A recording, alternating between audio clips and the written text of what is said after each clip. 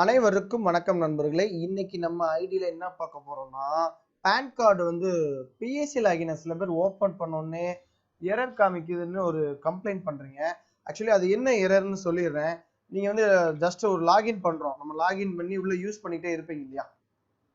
Just login பண்ணி use பண்ணிட்டு இருக்கப்ப நீங்க கரண்ட் பவர் கட் ஆகி டைரக்டா க்ளோஸ் ஆனாலோ, இல்ல நீங்க தெரியாம க்ளோஸ் பண்ணிட்டீங்கனாலோ, அந்த செஷனை க்ளோஸ் பண்ணிட்டீங்கனாலோ இந்த மாதிரி ஒரு எரர் காட்டுது இல்லையா?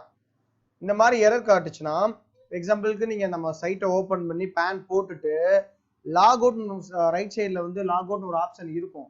அதை ப்ராப்பரா கொடுத்து லாக் அவுட் பண்ணாம பண்ணீங்கன்னா கண்டிப்பா இந்த எரர் கண்டிப்பா காட்டும்.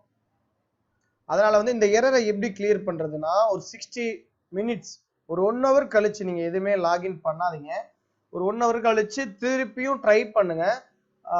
நார்மலா உள்ள ஓபன் பண்ண உடனே பேன் கார்டு நீங்க அப்ளை பண்றீங்க இல்லையா? அப்ளை பண்ணி முடிச்ச உடனேயே நீங்க உங்களுடைய டாப் ரைட் சைடில் லாக் அவுட்னு ஒரு ஆப்ஷன் இருக்கும். அது ப்ராப்பரா லாக் அவுட் பண்ணாதான் உங்களுக்கு இந்த வார்னிங் மெசேஜ் வராது. இது வந்தோடனே ஐடி ஓப்பன் ஆகல, எல்லாமே நிறைய பேர் கால் பண்றீங்க. அது ஐடிக்கும் இதுக்கும் சம்பந்தமே இல்லை. ஐடியெல்லாம் ப்ராப்பரா ஒர்க் ஆகிட்டு தான் இருக்கு. நம்ம ப்ராப்பரா அந்த பேஜை க்ளோஸ் பண்ணாதனால அப்படி காட்டுது.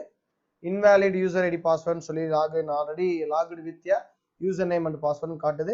தயவு செய்து நீங்க பண்றவங்க அதை லாக் அவுட் பண்ணிட்டு அதுக்கப்புறம் லாகின் பண்ணுங்க. உங்களுக்கான பிரச்சனைகள் வராது. ஐடியெல்லாம் பிளாக் பண்ணல. ஓகே நண்பர்களே, தேங்க்யூ.